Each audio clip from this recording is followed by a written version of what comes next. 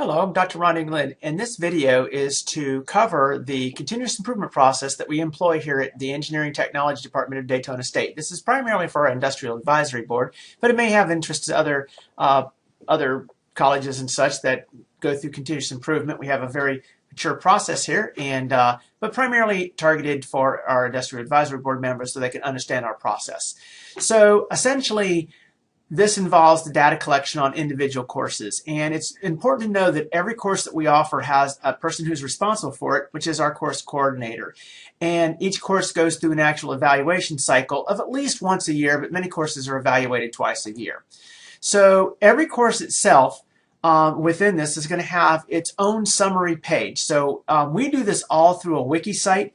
This allows the faculty to be able to directly input their information and be able to allow us to also directly collaborate on this. It is a living document.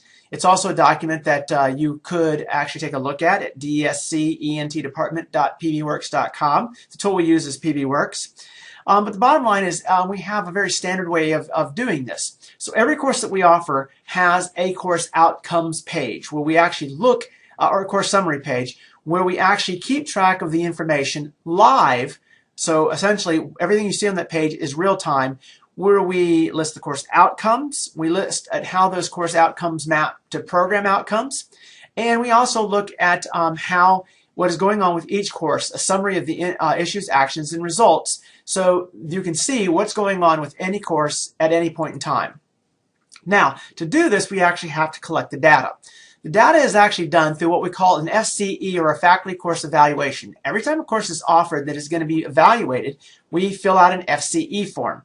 The FCE form is actually relatively easy to do because we essentially can copy the FCE form from a previous semester and essentially change those things which need to be changed. Such things like the grade distribution, which will change on a regular basis, and what's actually going on with each of the individual course outcomes and how do we evaluate those course outcomes in any given semester or any given offering of a course. So those would be filled in each semester by the faculty. This only takes about 10 to 15 minutes to do, and it's very relatively easy to pull the data from the actual course management system we have and fill in the blanks to give us what happened with the individual measures of the course outcomes.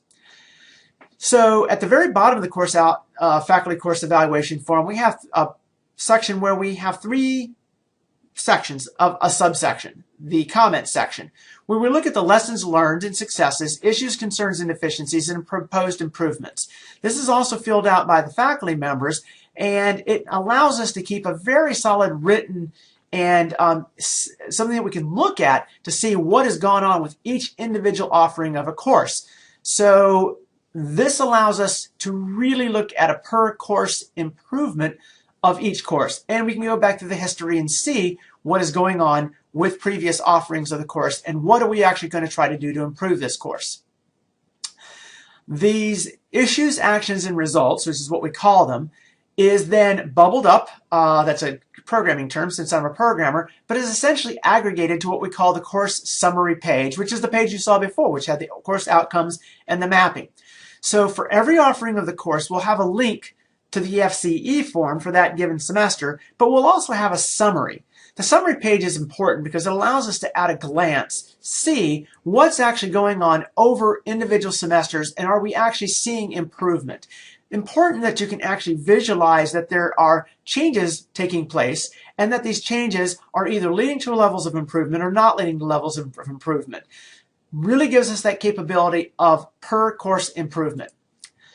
Now, what we have here and looking at here is outcome analysis. Courses, individual courses, have outcomes. That is something that the student should achieve during the course of the semester due to that course. However, we're offering a program. We don't want to just get a student through a course. We want to get the student through a program. So we also have program outcomes. Well, we need to know how the students are achieving these program outcomes, and part of that is the objective of outcome analysis. Course outcomes can be mapped to program outcomes. Course outcomes have similar statements and aims that go with the outcomes that we have established for the program. So to do this, we do a course to program outcome mapping, and by looking at aggregated data amongst multiple courses that all map to the same program outcome, we can get a relatively good handle on how well the students are doing on individual program level outcomes. So if you want to get a summary of how students are doing on the program level, we now go to the program outcomes page, where we list all the program outcomes and have a link to the analysis of each individual outcome in the entire program. We have 11 outcomes in the BSET program, and so therefore we would have 11 links, and each of those 11 links is going to lead to a page where you can actually see how well we're achieving that individual outcome.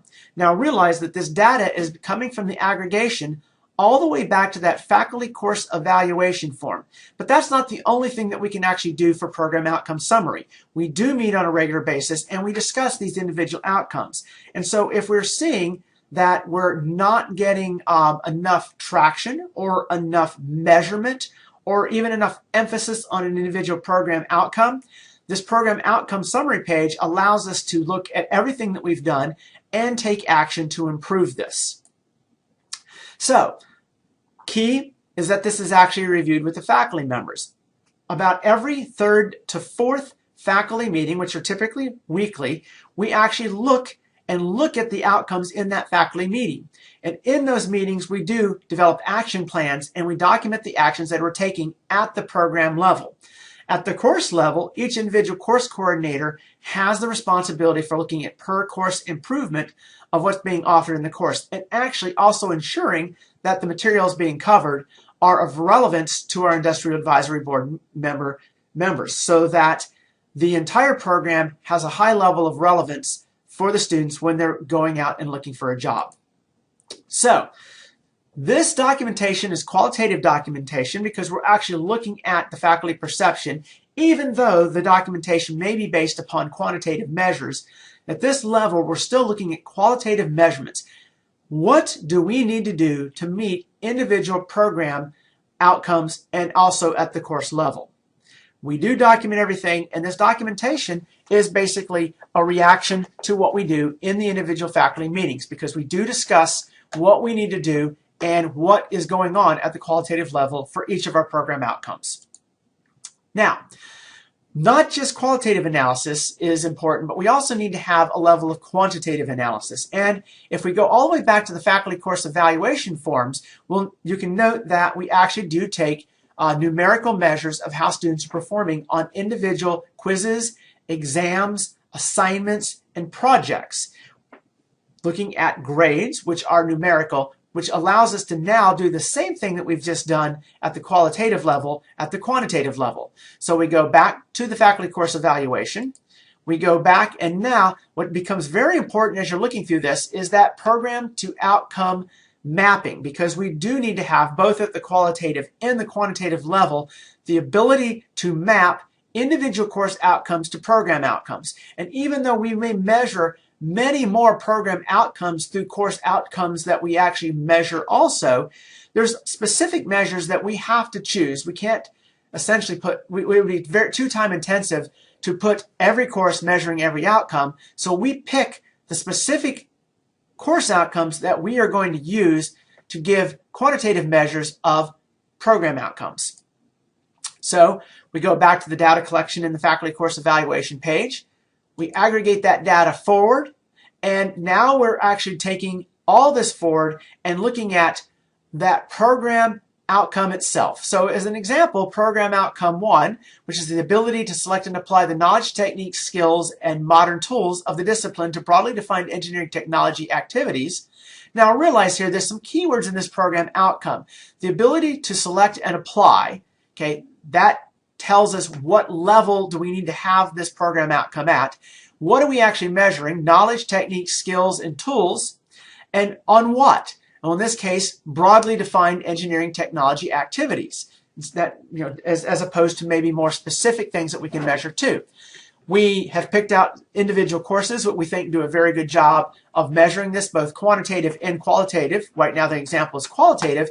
And we look at specific course outcome measures which map very well and see how the students are actually performing on those then we end up with a strategy and results there. So in the end, we're going to extract all of this data from the faculty course evaluation, which is where it is collected in the first place, aggregate it forward, and put it into an actual document where we can look at it on a per program outcome basis.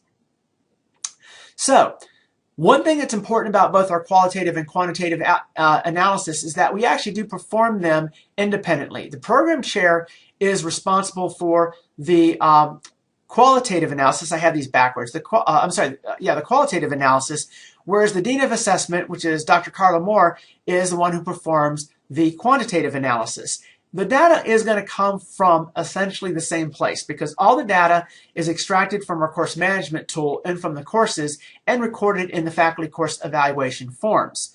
Then we, after going through all of that we've done, we then schedule an actual assessment day where the entirety of the faculty and the Industrial Advisory Board comes through and looks at the results of both the qualitative and quantitative analysis. And this will lead us to an action plan. The action plan, the dates for the scheduled meetings are important because the action plan is a determining factor in what we put into the catalog for the next year. Programmatic changes are done on an annual basis, and the primary way that you do programmatic changes is through the course catalog. So the program guide, which is what actually defines what our program requires, is published for the next catalog year, and any changes to that publication are based upon this analysis, and the final decisions being made for that are done on assessment day, which is a meeting where everything is presented, covered. We have a number of pre-meetings beforehand to make sure that everything is ready for presentation, but this gives us a solid annual cycle for being able to have a solid continuous improvement process that has participation from outside entities, Industrial Advisory Board, faculty, and administration. So the action plan right now that's underway is CC17, even though this video, by the time you see this video, it may be beyond that. We have a number of recommendations that we've come up with each time around, but those recommendations are just at this stage recommendations. At the assessment day, we make the decision to go forward with specific recommendations and get these into the catalog. This ensures that students are seeing two things. One is a quality program, and we define a quality program as one that has solid continuous improvement and is also able to meet accreditation requirements, and that it is a constantly improving program, so that the program meets the needs of essentially all of our constituencies, all of our stakeholders, and is capable of producing graduates that are very employable and ready to go out into the workforce. In the future, we actually do have plans to try to do at least a level of automation for the collection of the analyses. Right now, the analysis collection is managed by taking data by hand out of our course management tool and putting it into the faculty course evaluations. But our goal is really to automate as much of that as possible. That will allow us to have more time to spend on the analysis and less time to spend on the collection. That also would allow us to have the ability to add additional measurements that would not require an additional level of work to put those measurements forward. The thing that I see as extremely important is that we're looking at programmatic level improvements, and we're looking at this as an aggregation of data from multiple students. As we move forward towards the automation, we have the ability to actually look at a focus of per student assessment. And this is not per student assessment as how they're doing on grades or GPA, because multiple courses are used to measure a single outcome. So saying that a student did well in a course doesn't necessarily mean that they've met a specific outcome. And we would like to be able to measure each student on both their technical proficiency as measured by, in a specific domain, as measured by a course, and their overall cross-program proficiency in individual outcomes as measured by multiple courses. This is where we plan to go, and hopefully this was a very, very useful and very quick, because I tried to get it into 15 minutes, summary of our continuous improvement process. Thank you very much.